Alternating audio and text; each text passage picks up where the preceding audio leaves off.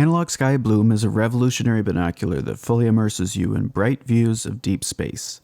The next closest large binocular will cost you at least $15,000 to set up, is dramatically smaller, and isn't really designed for astronomy. That's because it's been designed for manufacture as a product in an established market where the night sky is an afterthought. Bloom is different. It's been designed as a kit, delivered straight to you from me, the designer. That means we throw out all the useless manufacturing overhead and limitations and laser focus on one thing, the experience of looking at the night sky. Making has so many advantages over buying a finished binocular or telescope. It's rewarding, it's empowering, it's a project you can be proud of. Building together with someone creates connections that last a lifetime. As an amateur telescope maker, you'll become much more confident handling all your other equipment. You'll feel a genuine connection with the great astronomer telescope makers going all the way back to Herschel and Galileo because you'll actually have that connection. The build journey is an amazing experience on its own. You start with a pile of metal, plastic, and glass and end up with a spaceship that can show you something 2 billion light years away. There's no feeling in the world like pointing your new binoculars at the sky for the first time. If you've ever seen telescopes people have made for themselves and thought, wow, that's really cool, and also, wow, how could I ever possibly do that? Analog Sky gives you everything you need to succeed. You get all the parts in a well-organized kit. We send you everything you need unless you want to 3D print your own parts or supply your own primary mirrors.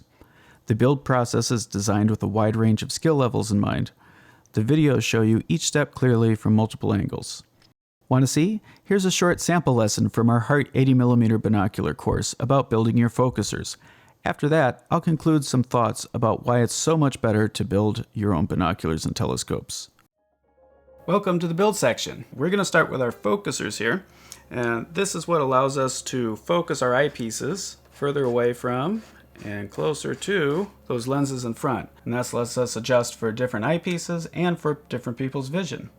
So, our focusers are going to allow us to meet our three best friends. We have our trusty 3mm hex wrench.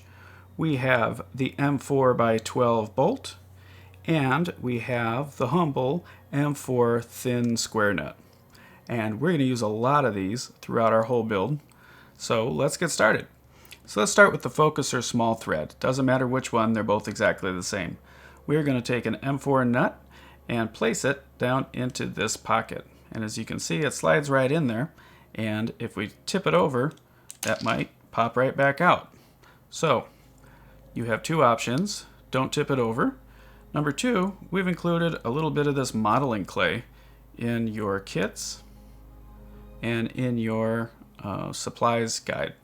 And so you can just grab a small piece of this modeling clay and press it into that hole where the nut went, and then just slide it off just like that. And as you can see, I still have some left. Doesn't take much. And now that nut is not going to come out. It's totally reversible, and so it's not like gluing it in permanently. If we need to, we can get that nut back out, put it into the next version of the focuser if we release a new focuser version. So now let's grab our focuser large thread, and we are going to attach the two with our M4x12 bolt. And we're not going to attach them all the way. We still want them to be a little bit loose so it spins freely, because now we're going to grab a draw tube and pop that into place. Now, we just want to make sure that this draw tube goes in. Doesn't matter where we put it in, but we want that to be straight in its threads. So when you get it in straight, you'll hear a very satisfying pop sound, a little click, and as you can see, it will turn smoothly in its place. And if it is in sideways, it will not turn smoothly. So let's close up the other side. We're going to take a look and make sure that these two line up with each other. So we don't want this to be at an angle like so, or up here like this. You'll feel it should naturally fall into place so that these line up fine. And while you're holding those in place, you're just going to come in and tighten that up. This does not have to be super tight. In fact, if you tighten it and you feel that the action of the draw tube becomes a little stiff, you can just back off of this bolt a little bit, and that should help loosen that up. Now, depending on how your draw tubes were printed, they might be a tiny bit rough when they are brand new, and so you can smooth that out over time just by using it. It will get smoother and smoother over time. You can add a little wax to the threads on the draw tube, or you can just sit here while you're building it and watch a show and spin back and forth a little bit. This is a completed focuser, so congratulations, we're halfway through our first build step. Now, this focuser is called a helical focuser. That means it uses this threaded draw tube in order to create distance between the eyepiece and the objective lens in front. And it's really perfect for 3D printing because, as you can see, it's a very simple design. It doesn't take very many parts. The threads print right into the surface of the plastic.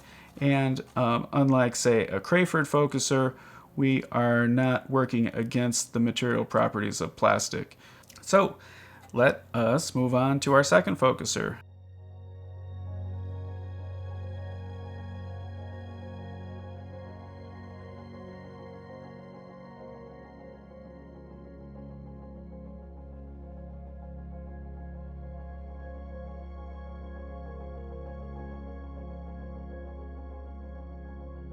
Beautiful. And there you have it. Congratulations, you've completed your first step in building a heart, 2 focusers.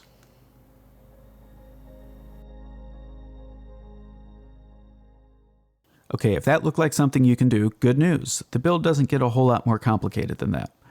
Amateur telescope making has been around for decades, even centuries, depending on how you look at it. After all, William Herschel, professional musician, became William Herschel, great astronomer, because he made the best telescope in the whole world. The big difference between making and buying a telescope is that your money is spent on features that elevate the experience of stargazing instead of arbitrary quality factors that don't really matter. The other day I posted a video about laser collimating bloom, lining up all the mirrors. We got this comment: $4,000 binocular telescope, $15 collimating laser. Love it. They're good gear, those cheap collimators. Since I come from an ATM background, I made a test rig and did an experiment. See, I actually own a $165 Hotech collimator. So let's see how it stacks up against my $26 SV Bonnie. We rotate the collimator in the jig to find out how well centered the beam is. If it traces a big circle, it's a big problem. If it's a small circle, not a big problem. The target is 900 millimeters from the laser, the same distance from the collimation jig to Bloom's primary mirrors. The grid is 1 millimeter. The centering sticker on an 8-inch primary mirror is 7 millimeters across. Got it? Okay, let's go. Here's the Hotech.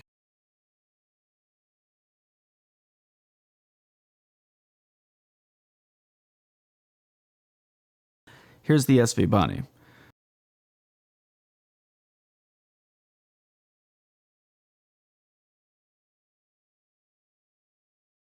Interesting, huh?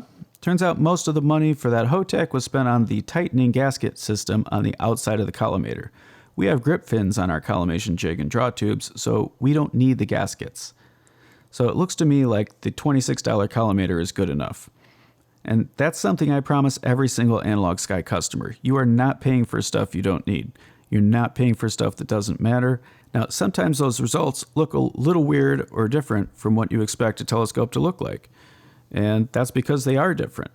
That was certainly the case when John Dobson invented his telescope. Some people said, telescopes are metal, not cardboard, and they're serious colors, not fun colors.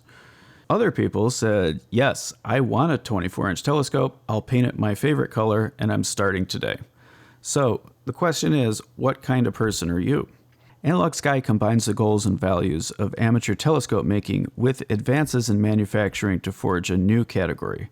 The instrument itself is designed by an amateur telescope maker from Oregon, the world's #1 hotbed of ATM innovation. The parts are made with precise 3D printers, laser cutters, and high-end forming equipment.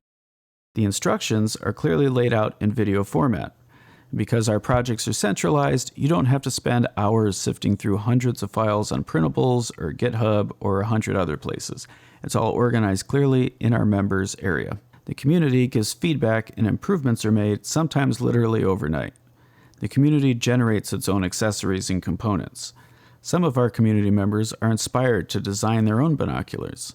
So I think visual astronomy is about living in the moment. It's this night, this sky, this place, this breeze, these sounds, these friends, these views, the best I've ever seen this piece of the sky. Binoculars are the tool we use to maximize that moment. And right now, Analog Sky Bloom is an opportunity to reach a whole new place in your stargazing journey at the cutting edge of 21st century visual astronomy.